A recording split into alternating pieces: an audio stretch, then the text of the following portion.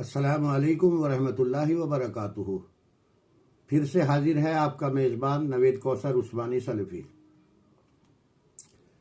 اعوذ باللہ من الشیطان الرجیم، بسم اللہ الرحمن الرحیم۔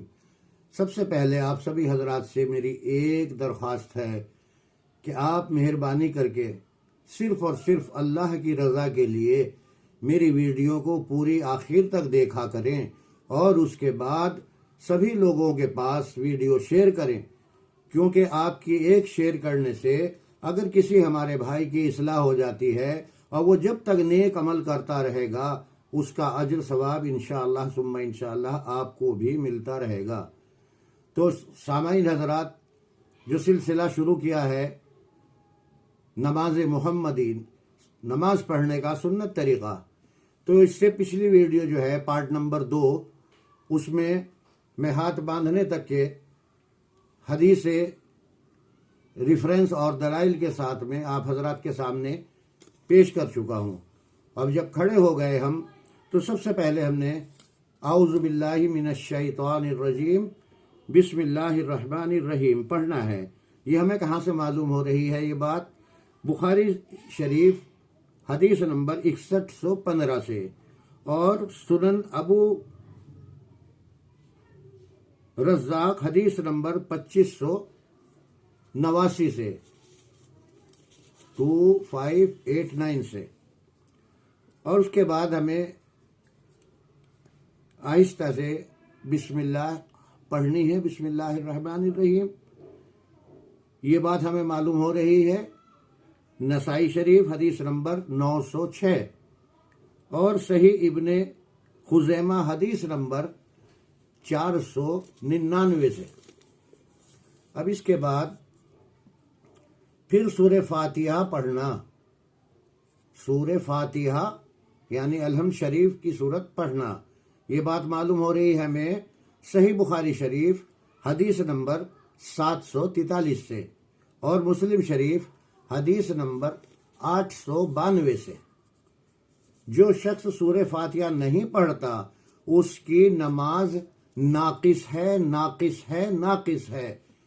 اور نماز پڑھنے والا چاہے تنہا نماز پڑھ رہا ہو اور چاہے باجماعت امام کے پیچھے پڑھ رہا ہو، سورۃ الفاتحہ پڑھنا لازم ہے۔ آپ کی حدیثیں موجود ہیں، جس نے سورۃ الفاتحہ نہیں پڑھی اس کی نماز ناقص ہے، ناقص ہے، ناقص ہے، 3 بار آپ نے فرمایا۔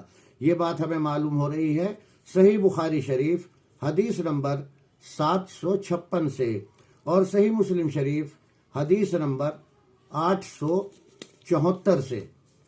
اب اس کے بعد ہمیں ظہری اونچی آواز سے قرات والی نماز میں آمین بھی اونچی آواز سے کہنا چاہیے، جیسے فجر ہے، عصر ہے، مغرب ہے۔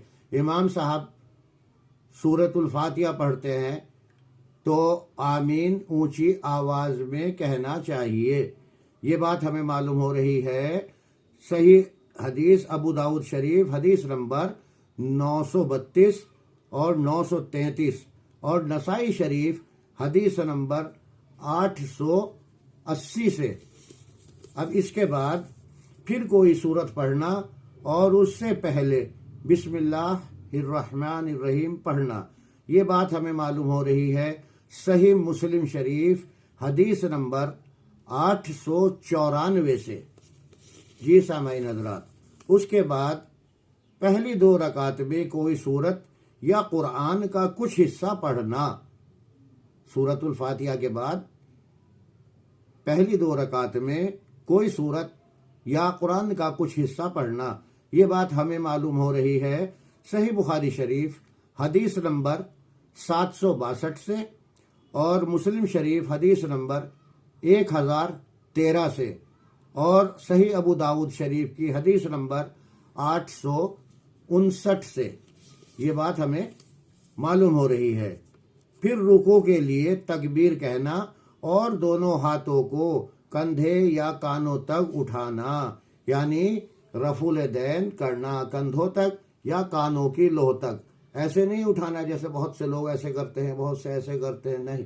طریقہ یہ ہے، یہ مونڈھوں تک یا کانوں کی لوح تک اٹھانا، رفع الیدین کرنا رکوع میں جانے سے پہلے۔ یہ بات ہمیں معلوم ہو رہی ہے صحیح بخاری شریف حدیث نمبر 735 اور صحیح مسلم شریف حدیث نمبر 865 سے۔ تو سامعین حضرات، اور اپنے ہاتھوں سے گھٹنوں کو مضبوطی سے پکڑنا اور اپنی انگلیوں کو کھول کے رکھنا، ملا کے نہیں رکھنا گھٹنوں پہ، انگلیوں کو کھول کے رکھنا۔ یہ بات ہمیں معلوم ہو رہی ہے صحیح بخاری شریف حدیث نمبر 828 اور صحیح ابو داؤد شریف کی حدیث نمبر 731 سے۔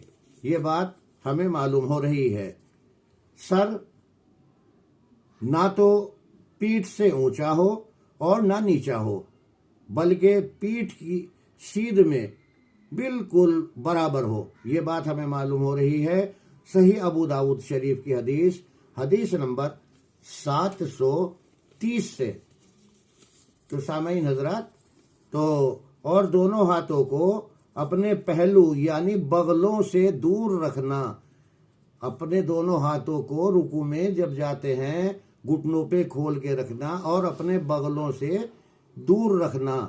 یہ بات ہمیں معلوم ہو رہی ہے صحیح ابو داؤد شریف حدیث نمبر 734 سے۔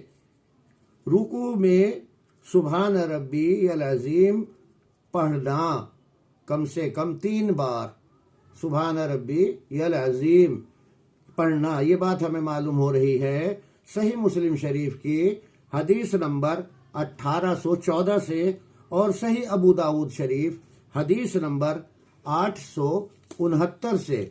یہ بات ہمیں معلوم ہو رہی ہے اس دعا کو کم سے کم 3 بار پڑھنا چاہیے۔ اس کے یہ معلوم ہو رہی ہے مصنف ابن ابی شیبہ حدیث نمبر 2571 سے بھی۔ جی سامعین حضرات، کوما یعنی سنت طریقہ، رکوع سے سر اٹھانے کے بعد رفع الیدین کرنا، یعنی دونوں ہاتھوں کو کندھے یا کان کی لوح تک اٹھانا، رفع الیدین کرنا۔ یہ بات ہمیں معلوم ہو رہی ہے صحیح بخاری شریف حدیث نمبر 735 اور 789 789 سے۔ جی سامعین حضرات، ربنا لک الحمد کے بعد حمدن کثیرن طیبن مبارکن فیہ، یہ سنت دعا کا پڑھنا۔ یہ بات ہمیں معلوم ہو رہی ہے صحیح بخاری شریف حدیث نمبر 799 سے۔ اب اس کے بعد اگلی ویڈیو میں انشاءاللہ آپ حضرات کے سامنے سجدے کا طریقہ پیش کیا جائے گا۔ آپ سبھی حضرات سے ایک بار پھر درخواست ہے، مہربانی کر کے آپ اپنی بھی اصلاح کریں اور اپنے جو گھر کے فرد ہیں ان کی بھی اصلاح کریں، نماز محمدی پڑھیں۔ حدیث موجود ہیں کہ نماز ایسے پڑھو جیسے مجھے پڑھتے ہوئے دیکھتے ہو۔ آپ جو ہے نبی کریم صلی اللہ تعالی علیہ وسلم آخری سانس تک اسی طریقے کو اپنایا ہے۔ صحابہ اکرام، خلفائے راشدین، سلف صالحین، تبع تابعین، سب کا یہی طریقہ مسنون طریقہ رہا ہے۔ فقہ حنفی 400 سال کے بعد لکھی گئی ہے۔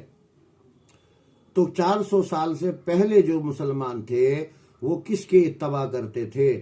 اطیعوا اللہ و اطیعوا الرسول، قرآن اور حدیث، کتاب اللہ اور سنت رسول اللہ صلی اللہ علیہ وسلم، اسی میں کامیابی ہے۔ اللہ تبارک تعالی مجھے بھی اور آپ کو بھی صحیح عمل کی کہنے اور سننے سے زیادہ توفیق نصیب فرمائے، اور اللہ تبارک تعالی آپ کو بھی اور ہمیں بھی آخری سانس تک صراط مستقیم پر قائم اور دائم رکھے، اور اللہ تبارک تعالی محض اپنے فضل و کرم سے ایمان پر خاتمہ بالخیر فرمائے۔